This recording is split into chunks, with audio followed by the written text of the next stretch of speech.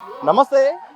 Neat paper leakage తర్వాత దేశవ్యాప్తంగా ఆందోళనలు కొనసాగుతున్నాయి. ప్రధానంగా సీజేపీ ఆధ్వర్యంలో మాత్రం పెద్ద ఎత్తున అయితే మాత్రం ఇటు జంతర్ మంతర్ దగ్గర దీక్ష కొనసాగుతున్న నేపథ్యంలో ఇటు పెద్ద ఎత్తున కేంద్ర ప్రభుత్వం కూడా ఒక్కొక్క అడుగు దిగి రావాల్సిన పరిస్థితి వచ్చింది. మరి జరుగుతున్న పరిణామాలపై మాట్లాడి తెలుసుకునే ప్రయత్నం చేద్దాం. మనతో పాటు వనజ మేడం గారు ఉన్నారు, సీనియర్ జర్నలిస్ట్. మేడం, ఫస్ట్ అసలు సీజేపీ దాన్ని అసలు గుర్తించలేదు, ఒక ఆన్లైన్ మాత్రమే రీల్స్ పరిమితం, వీళ్ళంతా కూడా రోడ్ల మీదకి వస్తే కదా ఉద్యమాలు నిలబడేది అని చెప్పారు. ఈరోజు అక్షరాల నిజమైంది, రోడ్ల మీదకి వచ్చారు. పెద్ద ఎత్తున కేంద్రమే ఒక అడుగు దిగి రావాల్సి వచ్చి చర్చలకు దిగాల్సిన పరిస్థితి వచ్చింది.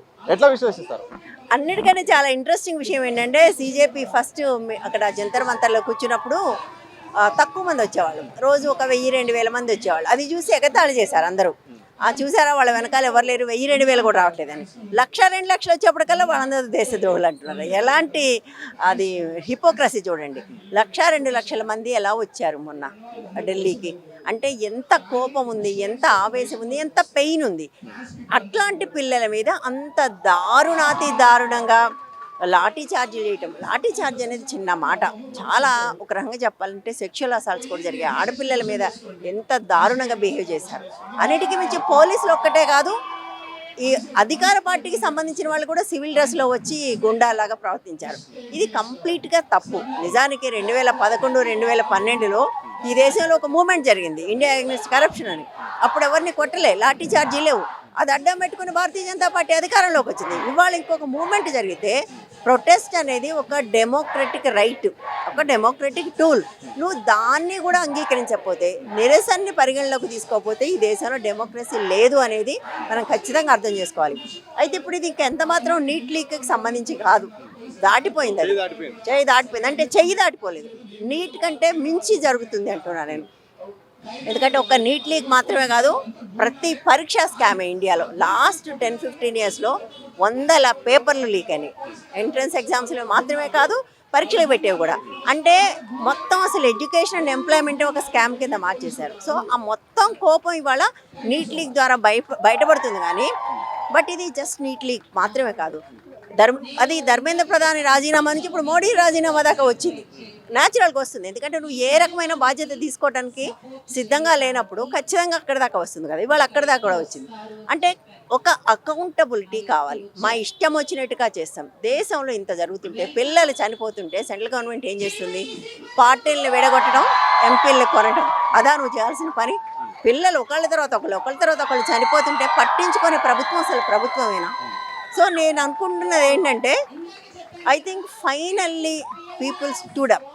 ఫైనల్లీ ఎందుకంటే ఒకరోజు కాదు, 2 రోజులు కాదు, విపరీతమైన అసమర్థత. నిజంగా చెప్పాలంటే ప్రతి రంగంలో ఫెయిల్ అయింది ఈ ప్రభుత్వం. కానీ దాని గురించి మాట్లాడుకుని అన్నీ బాగున్నాయని వాళ్ళే సోషల్ మీడియాలో ప్రమోషన్లు చేసుకుంటూ ప్రచారం చేసుకుంటూ ఉన్నారు. I don't think it won't, ఇంకా అది ఇంత మాత్రం సాగుతుందని అనుకోను. మేడం, ఈ యొక్క ఉద్యమం అనేది ఈ నీట్ పేపర్ వరకే ఆగిపోవాలా? ఎందుకంటే దేశంలో చాలా సమస్యలు ఉన్నాయి, యువత స్పందించాల్సిన అవసరం ఉన్న సందర్భంలో ధరలు పెరిగిపోతున్నాయి, రోజుకొక స్కామ్ బయటకు వస్తుంది, గుడికి సంబంధించిన అంశం కూడా ఈ మధ్యకాలంలో తెరపైకి వచ్చింది. ఈ అంశాలపైన కూడా కంటిన్యూటీ చేయాలా? ఇక్కడ ఒకవేళ రాజీనామా చేసినా, విద్యలో కొన్ని మార్పులు తీసుకొచ్చినా ఈ ఉద్యమం ఇక్కడితో ఆగితే సరిపోద్దా? యాక్చువల్గా అక్కడితో ఆగట్లేదని మనకు అర్థమైంది. అక్కడికి వచ్చిన వాళ్ళు కేవలం నీట్ గురించి మాట్లాడలేదు, అన్నిటి గురించి మాట్లాడుతున్నారు. రామ మందిరంలో చోరీ గురించి మాట్లాడుతున్నారు, ఆ నీట్ ఒక్కటి కాదు అన్నిటి గురించి మాట్లాడుతున్నారు. అంటే నేను ఇంతకుముందుకు చెప్పినట్టుగా నీట్ అనేది ఒక టిప్ ఆఫ్ ద ఐస్బర్గ్, కింద చాలా ఉంది. అందుకోసం అక్కడికి వచ్చిన పిల్లలు అవన్నీ మాట్లాడుతున్నారు. కానీ గోధి మీడియా ఏముంటుంది, వాళ్ళు నీట్ కోసం వచ్చి వేరే ఎందుకు మాట్లాడుతున్నట్టు, ఎందుకు మాట్లాడకూడదు? Who are you to decide? నువ్వు ఇదే మాట్లాడాలని ఎవరు? నువ్వు చెప్పాల్సింది ఎవరు? నువ్వు ఎందుకు చెప్తావు? నీకేం రైట్ ఉంది? వచ్చిన వాళ్ళు మాట్లాడతారు. అనేక సమస్యలు ఉన్నాయి. మంచిదైంది ఏంటంటే ఈ సమస్యలన్నీ బయటకు వచ్చాయి. ఈ జంతర్ మంతర్ దగ్గర అక్కడికి వచ్చిన పిల్లలు అన్నీ మాట్లాడుతున్నారు. వీళ్ళు చాలా తెలివిగా వాళ్ళకి అవన్నీ ఎందుకంటే ఎందుకు వద్దు? వాళ్ళు ఈ దేశ ప్రజలు కాదా? వాళ్ళు ఎందుకు మాట్లాడరు? నాకు అర్థమైనంత వరకు మొత్తం ప్రపంచంలో యంగెస్ట్ కంట్రీ ఇండియా. ఇక్కడ అత్యధికమైన యూత్ ఉన్నారు.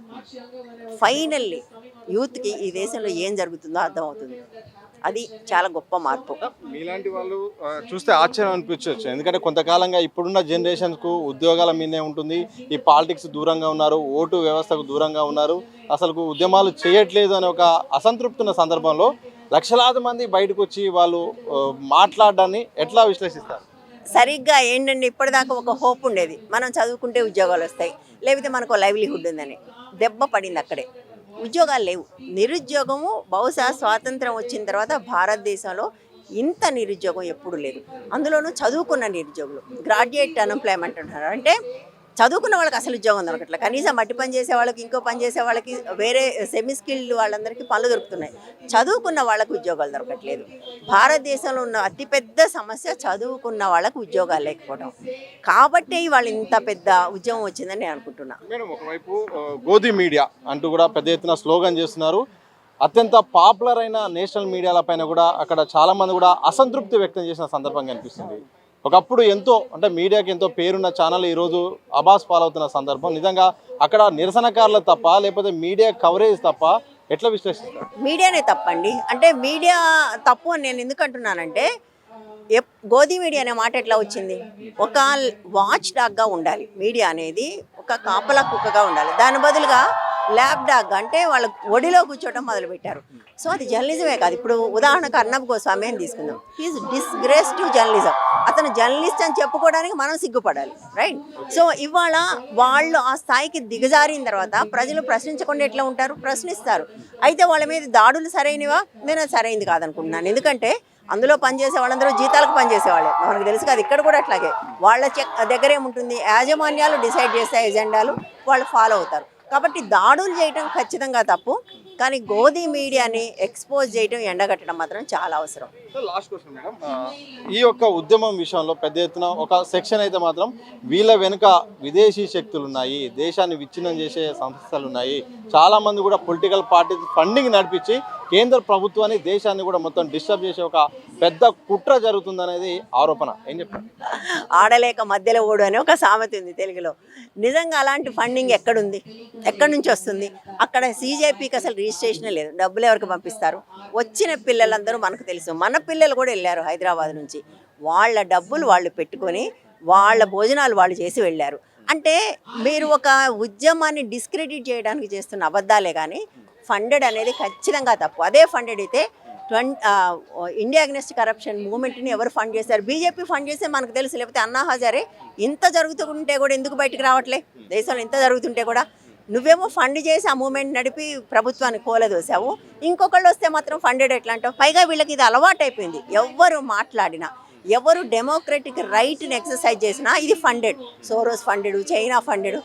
ఎవరు ఎక్కడి నుంచి వస్తాయి ఫండ్స్? ఎట్లా వస్తాయి? ఇప్పుడు ఎఫ్సిఆర్ఏ అని ఒకటి ఉంది. అది లేకుండా నీకు ఫండే రాదు ఎక్కడి నుంచి, బయట నుంచి. ఎట్లా వస్తాయి? చిన్నవాళ్ళకి పెద్దవాళ్ళకి ఫండెడ్ అంటాం. వీళ్ళకి అలవాటు అయిపోయింది. But I don't think people ఇంకా నమ్మడం మానేశారు. అది ఎంతకాలం నమ్ముతారు? ఫండెడ్ ఎవరో మనకు తెలుసు. వాళ్ళు ఫండెడ్. వాళ్ళు నిజానికి ఆర్ఎస్ఎస్ లాంటి సంస్థకు రిజిస్ట్రేషనే లేదు. కానీ ఓఎన్జీసీ లాంటి సంస్థల నుంచి వందల కోట్లు వాళ్ళకి వెళ్తున్నాయి. ఆ పార్టీకి ఫండ్స్ ఎక్కడి నుంచి వస్తున్నాయి? ప్రపంచంలో ఉన్న ప్రతి దేశం నుంచి ఫండ్స్ వస్తున్నాయి. మీరు కదా ఫారిన్ ఫండెడ్. మీరు ఫారిన్ ఫండెడ్, దేశీ ఫండెడ్, అన్ని రకాల ఫండ్స్ మీరు తీసుకొని వేరే వాళ్ళని అనడం అనేది దొంగ అని అనడం.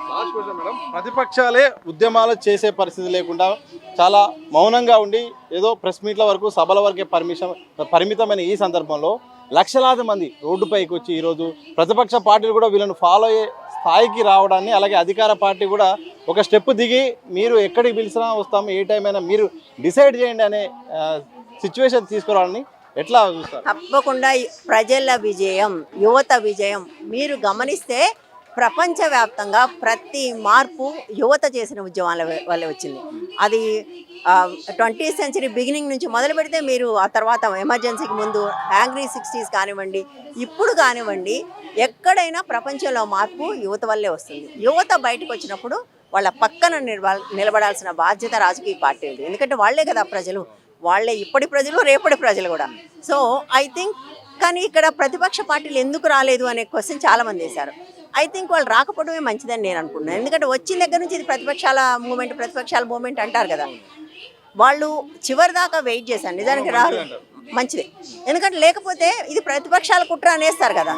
ఒక పిల్లలు స్వచ్ఛందంగా ఉద్యమం చేస్తున్నప్పుడు ప్రతిపక్షాలు వచ్చి దాన్ని అప్రోప్రియేట్ చేయడం కూడా కరెక్ట్ కాదు. కానీ ఒక సందర్భం వచ్చినప్పుడు వచ్చి నిలబడాలి. 20వ తారీఖు తర్వాత వచ్చి నిలబడ్డారు, విచ్ ఈజ్ యాక్చువల్లీ గుడ్. ప్రతిపక్షాలు కనీసం అర్థం చేసుకుంటున్నాయి. గ్రౌండ్లో మూమెంట్స్ బిల్డ్ చేయడం చాలా అవసరం.